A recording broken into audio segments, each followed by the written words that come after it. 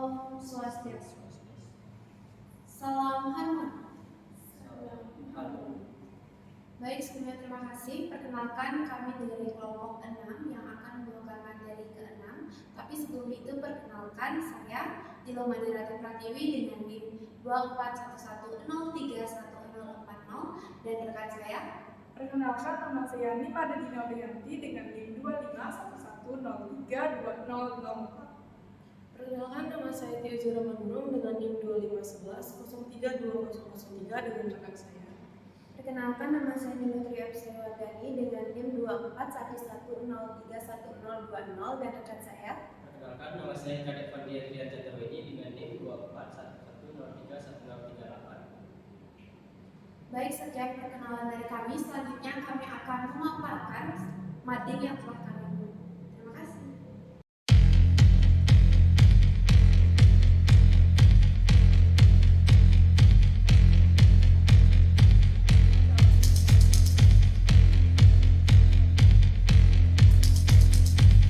Baik, di sini saya akan menjelaskan mengenai masalah remaja tidak hafal Pancasila. Kemudian, seberapa serius masalah ini di masyarakat dan lembaga apa yang bertanggung jawab atas masalah ini. Nah, masalah ini tergolong penting karena Pancasila sebagai dasar negara tentunya memiliki pedoman dan nilai kebangsaan. Kemudian, mengapa masalah ini sangat serius di masyarakat? Karena ini menunjukkan defisit pengetahuan serta nilai kebangsaan. Nah, adapun juga lembaga yang memiliki tanggung jawab atas masalah ini, yaitu lembaga BPIP, Kemendikbudristek, dan pemerintahan daerah. Nah, lembaga BPIP ini menjadi peranan penting karena ia bertanggung jawab atas pembinaan ideologi Pancasila. Nah, Pancasila sebagai dasar negara merupakan tanggung jawab konstitusi pemerintah. Baik, sekian dari saya. Pemerintah sudah berupaya dalam menanamkan nilai-nilai Pancasila melalui kebijakan-kebijakan BPIP, kurikulum nasional seperti PPKN dan profil pelajar Pancasila. Lalu ada juga banyak program-program dari pemerintah daerah yang sudah dikeluarkan. Jika kita lihat dari konsep, program dan kebijakan ini sudah sangat kuat untuk membantu remaja menanamkan nilai-nilai Pancasila. Namun, dalam penerapannya masih banyak sekali terjadi kendala. Seperti contohnya, kurang kemampuan guru dalam membantu dan memfasilitasi siswanya. Lalu, fasilitas sekolah juga yang kurang mendukung. Dan yang paling sering terjadi yaitu pembelajaran yang masih bersifat hafalan dan juga hanya sekedar seremonial saja. Akibatnya, remaja-remaja ini sulit untuk mengamalkan dan menghayati nilai-nilai Pancasila dalam kehidupannya sehari-hari. Maka dari itu, dalam mading ini kami memberikan beberapa kebijakan alternatif yang bisa digunakan untuk membantu menanamkan nilai-nilai Pancasila kepada remaja. Seperti contohnya, yang pertama, melakukan kegiatan Pancasila berbasis aktivitas nyata. Di sini, kegiatan-kegiatannya bisa disatukan dengan kegiatan mereka sehari-hari. Lalu yang kedua, yaitu bisa melakukan kampanye digital melalui media sosial atau platform yang sering sekali dicari atau dikunjungi oleh remaja-remaja saat ini. Dan yang terakhir, di sini kebijakan untuk orang tua dengan mendampingi anak-anaknya melakukan pembiasaan nilai-nilai Pancasila. Hal ini dilakukan agar Pancasila ini tidak hanya diajarkan secara konsep saja, tapi juga bisa dipraktekkan secara nyata di kehidupannya sehari-hari. Sekian materi yang dapat saya paparkan, selanjutnya akan dilanjutkan oleh rekan saya. Baik, di sini saya akan menjelaskan mengenai pengembangan kebijakan public class. Yang pertama ada kegiatan Jumat Bersih dan Kerja Bakti. Melalui kegiatan membersihkan kelas dan membersihkan sekolah secara bersama-sama, siswa dapat belajar mengenai gotong royong, kepedulian, serta rasa tanggung jawab bersama. Pemberian tugas secara adil dan sikap saling membantu merupakan penerapan nyata sila kedua dan sila kelima Pancasila. Yang kedua, kegiatan debat mini yang bertema demokrasi yang berlangsung selama 10-15 menit. Dengan kegiatan ini, siswa dapat dilatih untuk memberikan pendapat pribadi dan mau mendengarkan pendapat orang lain, serta mereka mau menghargai dan memahami apa itu perbedaan pendapat. Dengan demikian, sila keempat Pancasila yang membahas tentang demokrasi dan musyawarah tidak hanya dipahami melalui teori saja, namun sudah dijalankan secara nyata oleh siswa. Yang ketiga ada aksi toleransi antar kelas. Aksi toleransi antar kelas merupakan kegiatan yang dilaksanakan secara rutin setiap bulan untuk menumbuhkan rasa saling menghargai antar siswa.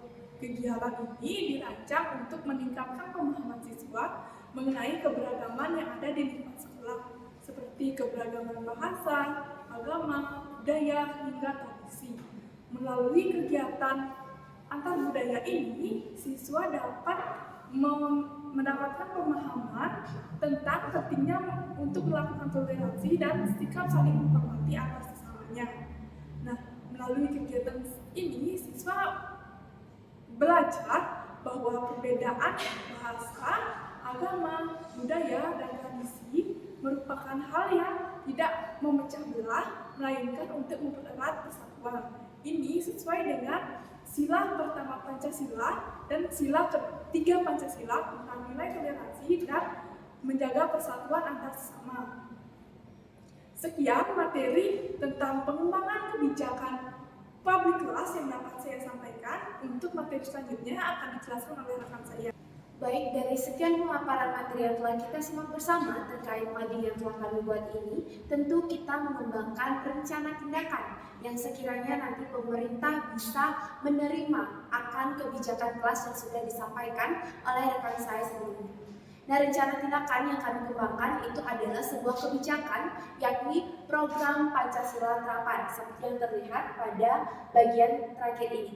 Nah, program Pancasila Terapan ini itu di dalamnya berisikan kegiatan aksi nilai-nilai pengamalan Pancasila. Nah, program Pancasila Terapan ini itu merupakan salah satu bentuk upaya untuk mengembangkan pendidikan yang berkarakter dan lebih bermakna dan sesuai dengan anak di kalangan usia dini. Nah, apabila ingin mengoptimalkan jalannya program Pancasila Terapan ini, tentu kita memerlukan bantuan dari berbagai pihak seperti masyarakat sebagai penguat dan pemerintah sebagai pemberi. Dukungan dari masyarakat yang kami maksud itu dapat berupa sosialisasi program, keterlibatan orang tua, dan forum diskusi yang di dalamnya membahas bagaimana pengamalan nilai Pancasila. Di samping itu, dukungan dari pemerintah yang kami maksud itu dapat berupa bantuan penyediaan fasilitas seperti dokumen dan juga bantuan untuk administrasi seperti persetujuan surat, dan juga dapat berupa bantuan audiensi terhadap pihak-pihak terkait.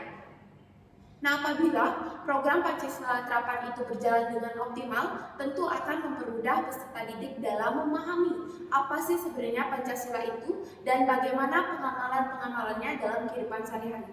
Dan itu tentu akan selaras dengan profil pelajar Pancasila. Baik, sekian pemaparan dari kelompok kami terkait mading yang telah kami buat yang berjudul Kenali Pancasila, Jaga Identitas Nasional Kita. Nah, dapat kami simpulkan bahwasanya rendahnya pemahaman remaja terhadap Pancasila tidak hanya terlihat pada penghafalannya saja, tetapi juga terlihat pada penghayatan dari setiap nilai-nilai dari kelima sila Pancasila tersebut.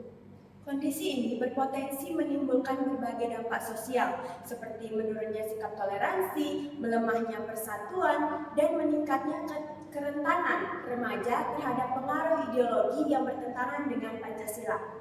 Pemerintah sebenarnya masih mempunyai prinsip kuat seperti BPIP, dan namun di lapangan masih terlihat belum merata dan masih sangat formalitas. Oleh karena itu, diperlukan pendekatan yang kontekstual dan aplikatif yang melibatkan siswa secara langsung seperti program Pancasila Terapan. Dengan sinergi sekolah, keluarga, masyarakat, dan pemerintah, pendidikan Pancasila diharapkan mampu membentuk generasi muda yang tidak hanya hafal, namun juga mengamalkan dan menghayati nilai-nilai Pancasila sebagai identitas nasional. Baik, sekian pemaparan dari kami, semoga bermanfaat dan kami tutup dengan para pesanti. Om Santi Santi Santi Om. Salam harmoni. Salam harmoni.